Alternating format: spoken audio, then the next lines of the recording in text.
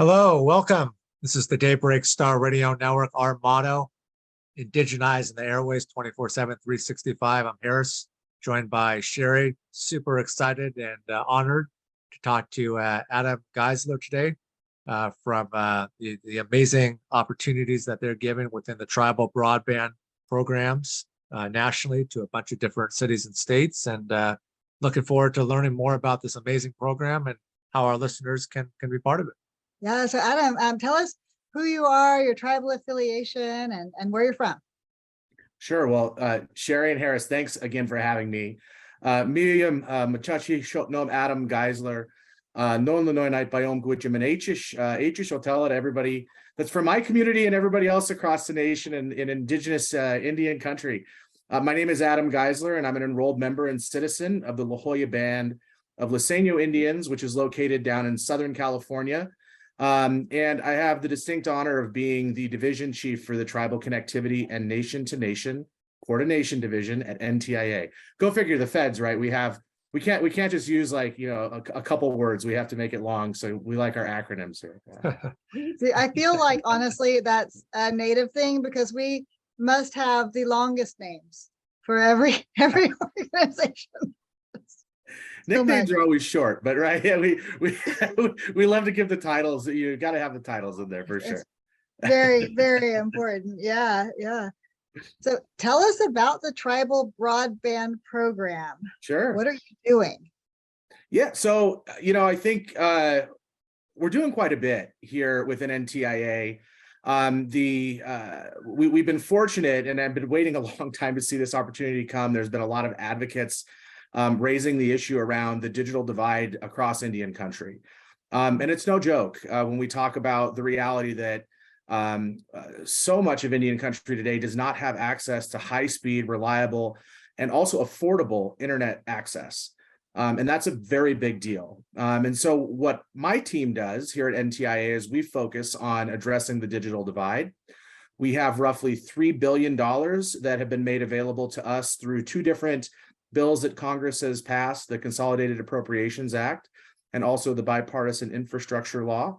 And we're going after it. We're making awards directly to tribes, which is a big empowerment of self-governance and respecting tribal sovereignty. We built a program based on tribal consultation and feedback. So I'm not going to say that's 100% perfect. It's the very first time that we had to build this program.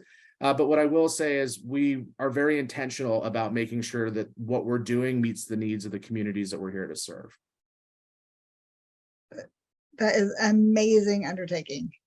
Thank you for all your hard work. That basic infrastructure is so important. And Adam, it must feel so so good every day when you're, driving to work and in the car, knowing that, you as an individual, you and your team are changing people's lives. I mean, you may not think about it, and you're probably a humble guy, and you probably don't believe in the ego and all that, which is the only way to be in life. But someone like yourself really is changing people's lives only for the better, from health-wise to, for mentality purposes. And I'd like to get into the next question. How long has the tribal broadband connectivity program been in the works for now? When did you guys initially sit around the round table in the conference room and discuss the initial importance of it?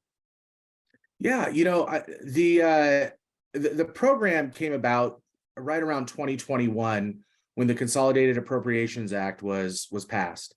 And I think that there's a lot of respect and acknowledgement that needs to go to the advocates on the Senate Committee on Indian Affairs, supporting national associations, regional associations, a number of tribes that stepped up to really raise the issue.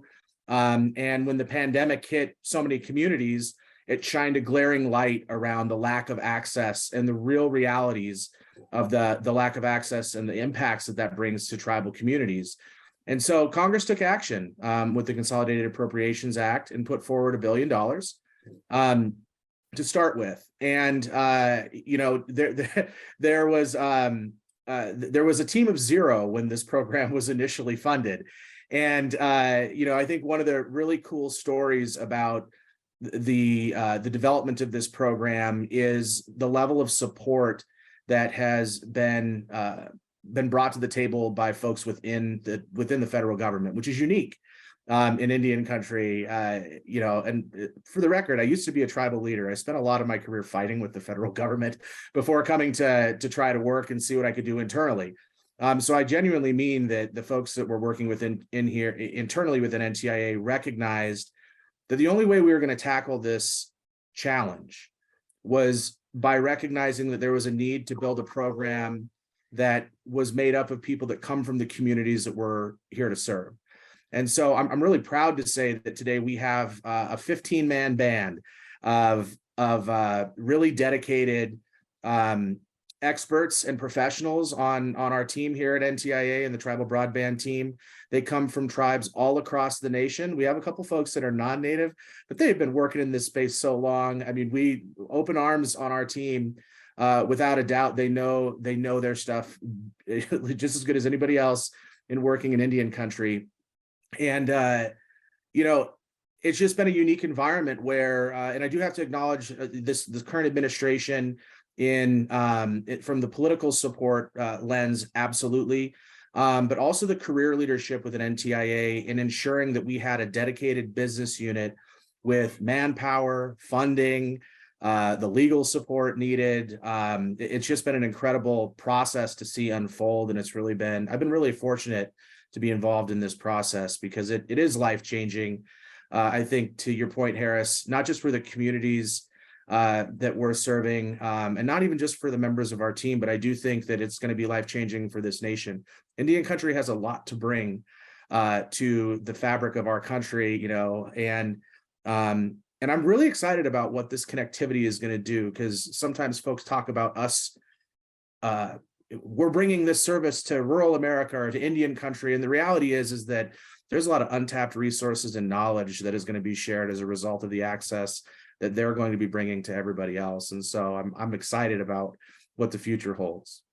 Yeah, most definitely. There is so much talent out there that just like what we try to do here is indigenize the airwaves. You just need to indigenize the internet. So There you go. Yeah. You can take that as your new motto if you like. There we go. Yeah.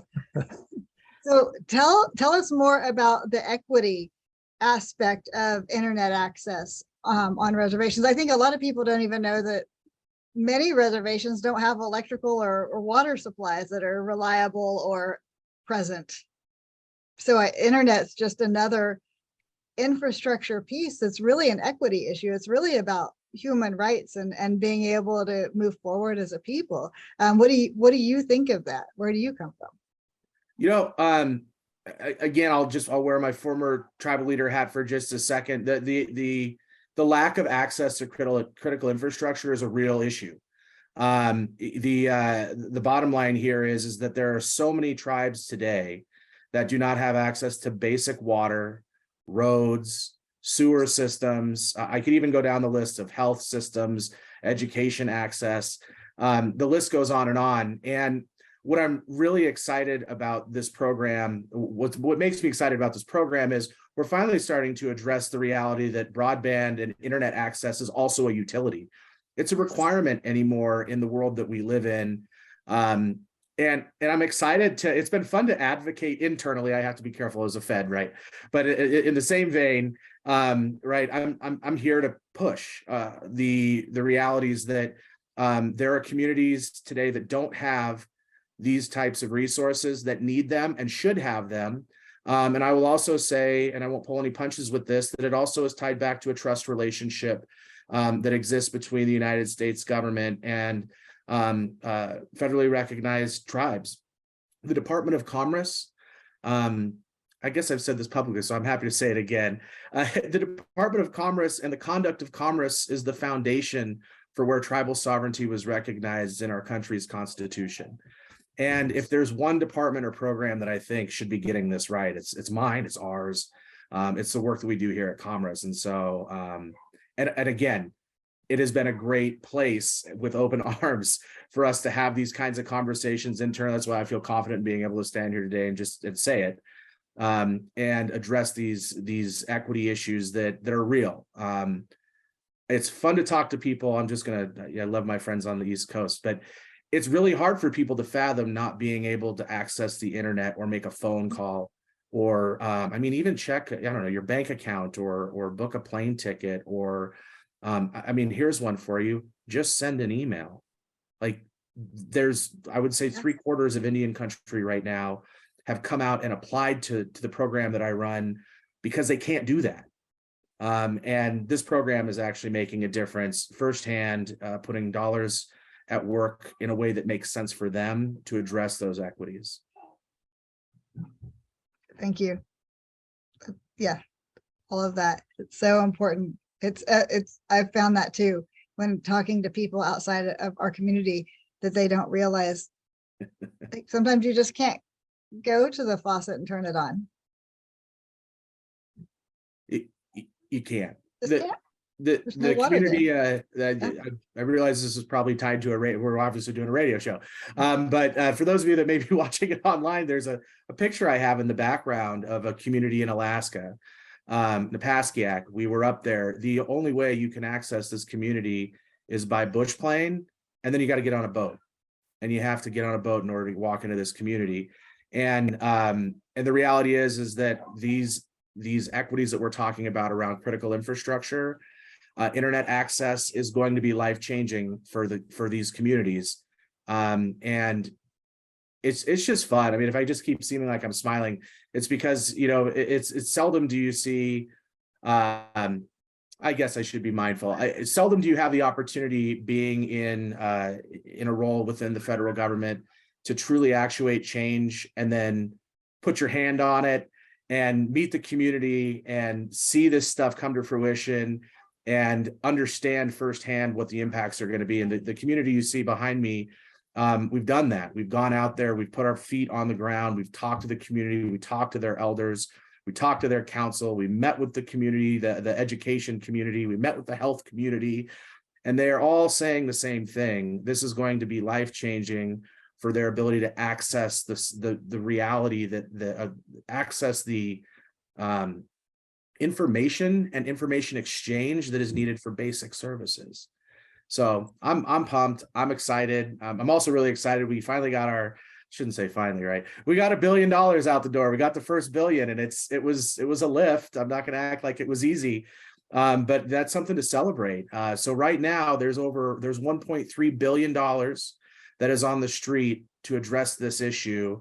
And I got to acknowledge my team. Again, I have a dedicated group of people that work nights, weekends, holidays, COVID. I mean, even with COVID, folks were showing up to do this work because we understand what this work means, because we come from these communities. We know how this is going to impact the people that we love and care about.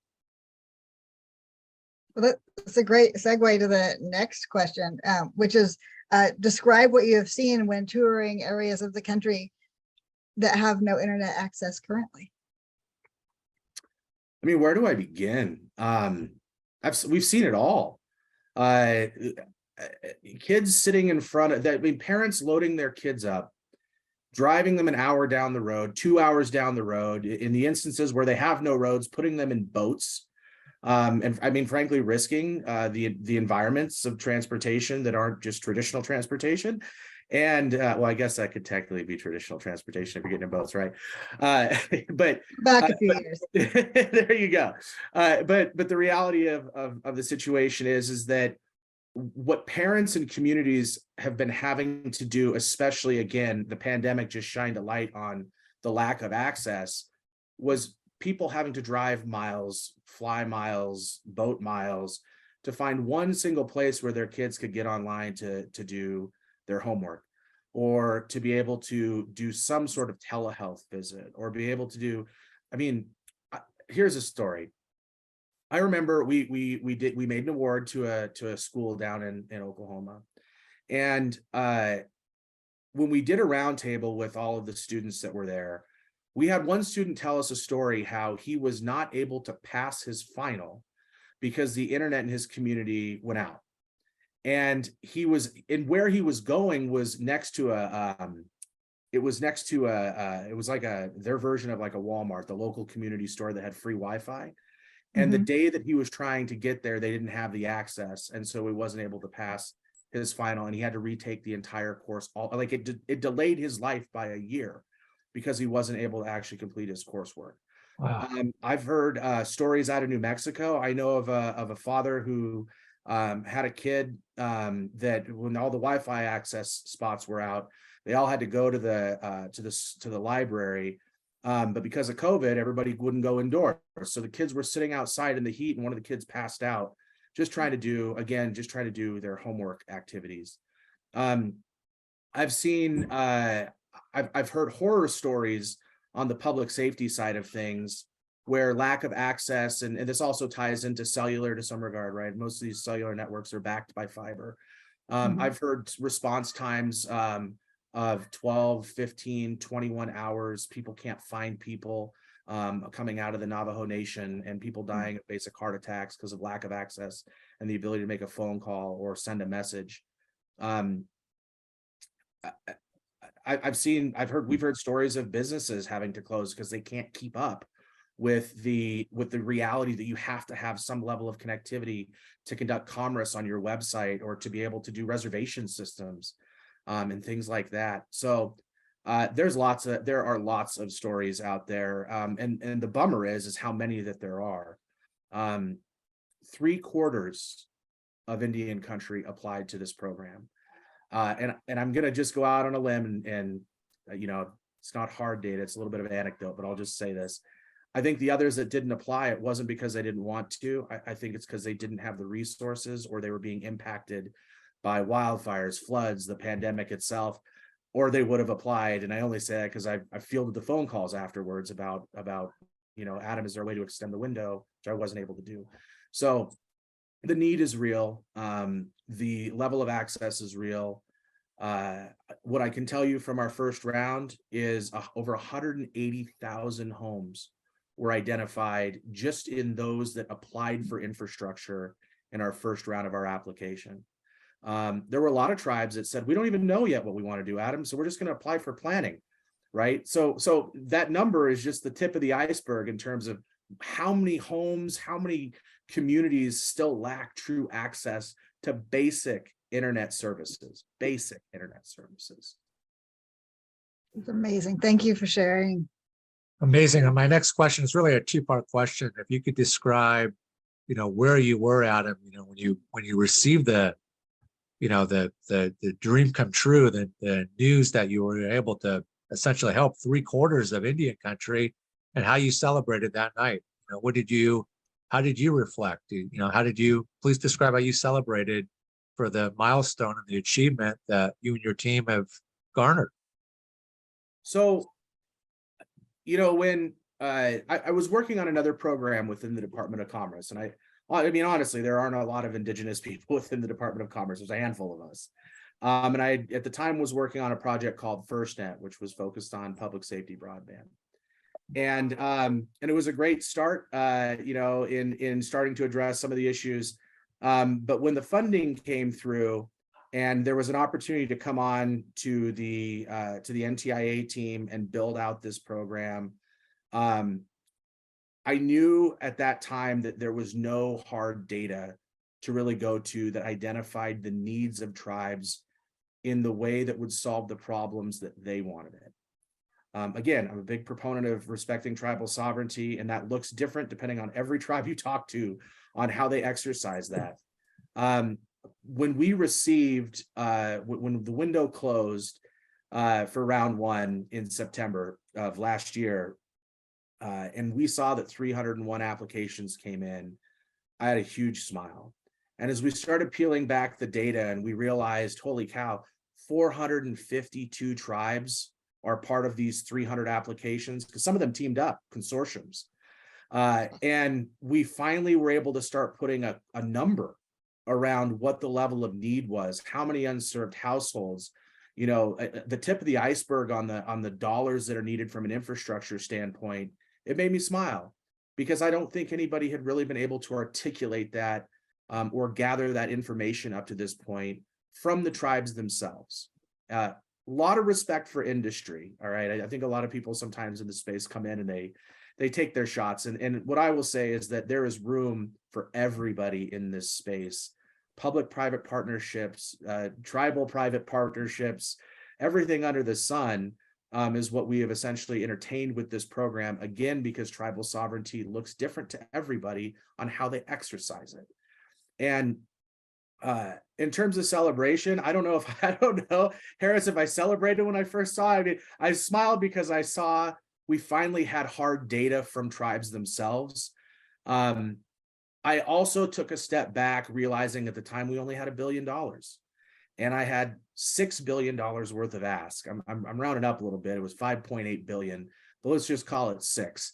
Right? I mean, we were damn near 6 times oversubscribed for this funding, and so I smiled, and then I took a deep breath and went, "Whoa, we got a lot of work to do.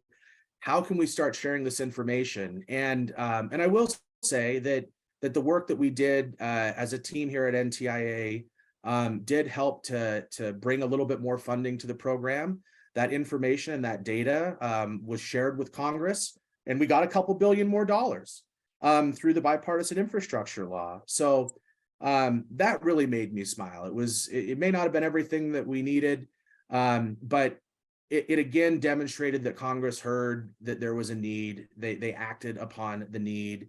And hopefully, as we hit home runs, I'm going to stay positive here, as tribes hit home runs in the deployment of this program, and we continue to show that Indian country is more than capable of delivering these services in a responsible manner, in a way that fits them, but also obviously we have to be mindful of the taxpayer dollars. Check all those boxes too, that more funds will come. That really is my hope. Because the reality is that Indian country has been doing critical infrastructure far longer than anybody realizes, irrigation systems and the like. This is a new one, new technology, but critical infrastructure isn't anything new to tribes or the way in which we perform the deployment of those services. It's true. So on that, with the deployment of the services, like how could our listeners, how can tribal members help? Are you working with tribes to teach people how to maintain these systems once they're up? Like how do people help? How do they get involved in helping their community get the internet besides just applying? Is there some kind of job route? There's a lot of different opportunities. So let's talk about a few of them.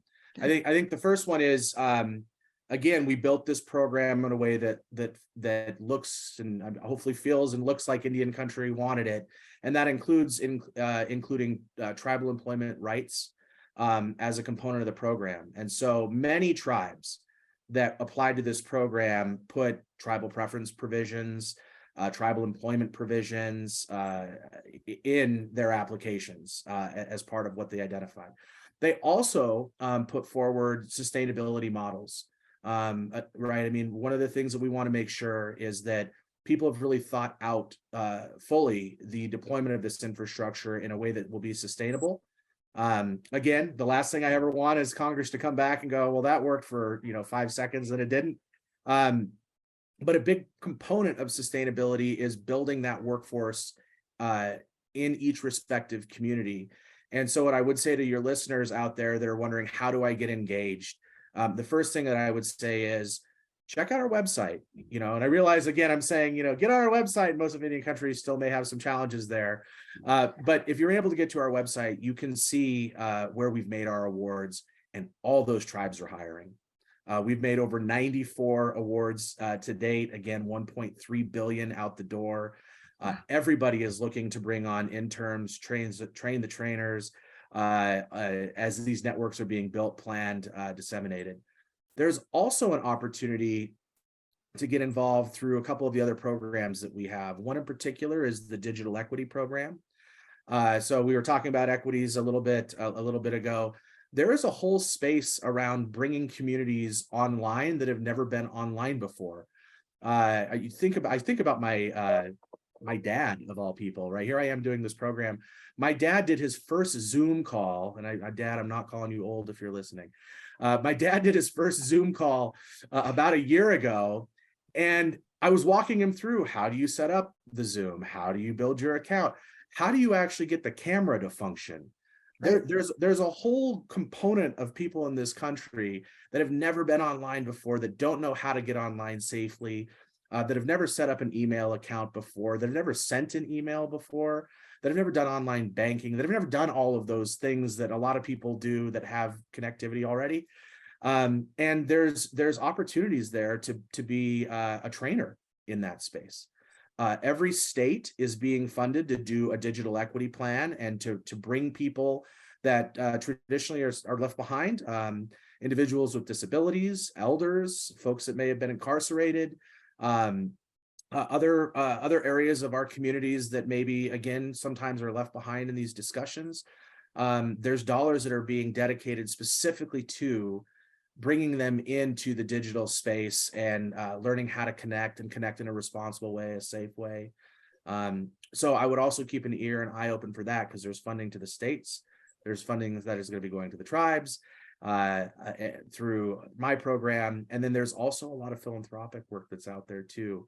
So lots of opportunity in terms of getting plugged in. If you want to go out and you're more of a person that likes to get your hands dirty, go build some network. If you want to learn how to do IT, I would make some phone calls and see how you can jump onto one of these builds that are going on. And if you're really interested in just education, the education side, there's a lot of opportunity there as well. So That's fabulous. That's fabulous. Lastly, just, for the next generation, the youth, our listeners, everyone that's going to be checking out, advice, for them that want to get into an industry like yours, Adam. And I think you just touched on it, that you do offer internships, and how we could guide any leads that come our way towards you and your team. Whether you're just graduating high school or college, or maybe you're just looking for a new career path, if there's an interest, send them my way.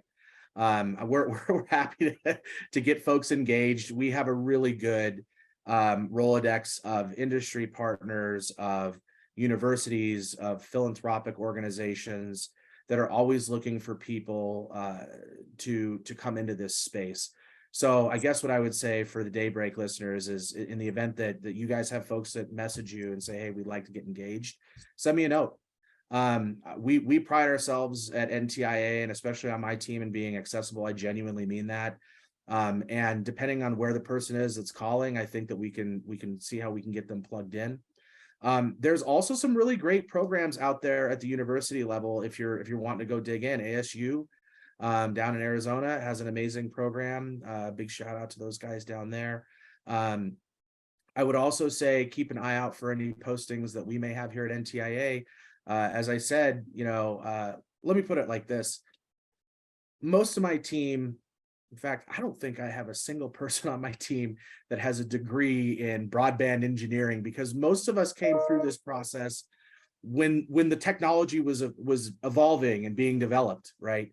You can't, or at least 15 years ago, you couldn't go get a degree in tribal internet connectivity or networking. It didn't exist. So with that being said, I'm really fortunate to have, I think, kind of I don't want to call them the pop stars, but it is a lot of the knowledge of Indian country on this team here at NTIA. And as we look to make opportunities for internships, we would love to bring people into the fold. So don't let, I don't want to take away from education. It is very important, but don't let that stop you from reaching out or getting engaged into this space. The reality is it's unfolding, it's evolving, and we're going to have some opportunities here at NTIA. But I know sometimes in Indian country, the education piece concerns people. In this field, there is a lot of different things that you can do. Don't be intimidated by that.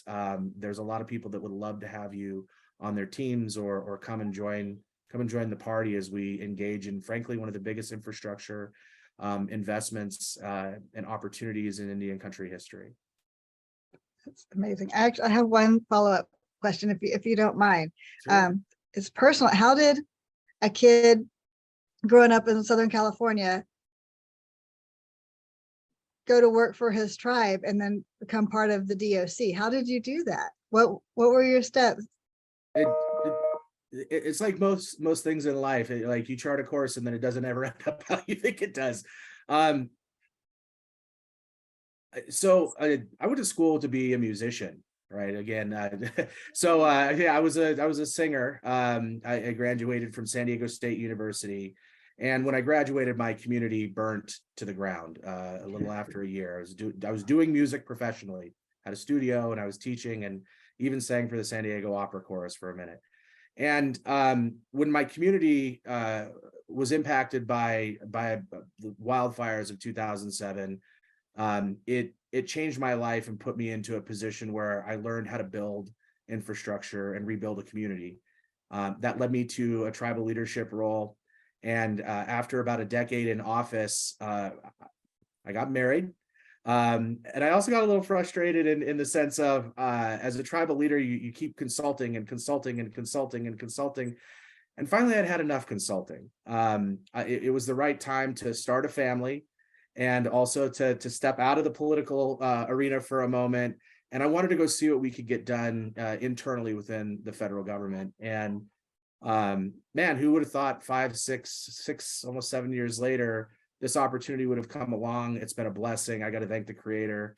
I got to acknowledge my parents, my family, my grandparents, for encouraging me to try new things, because it doesn't make any sense. Like my story, and frankly, many of the other stories on my team, we've all landed here because we're supposed to be here. And I'm a big believer that the Creator has a path for us and what we do. And I think the last thing that I would say to that is, what's the biggest driver of what I think our whole team is pushing towards is most of us have kids, and most of us, they're either kids of our own or we're looking after somebody else's kids.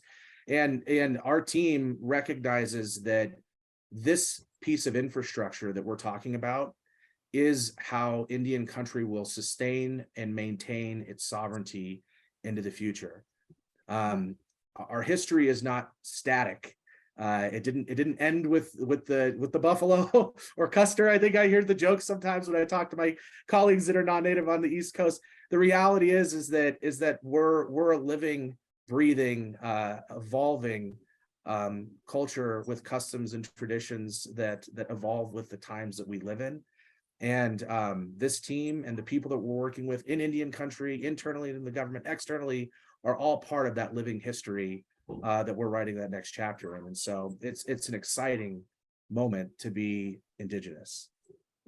It truly is. And Shemegwich, for all that you are doing and your whole team, it's as many blessings as we can throw your way will go to you. And you're doing the work you're supposed to do. Clearly you were given a fire in which to cleanse things so you could move forward.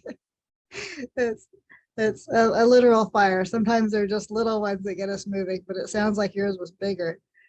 It's funny how things happen in your life that it makes it very clear what direction you're supposed to go. And you would have asked me 10 years if I thought I'd be doing this.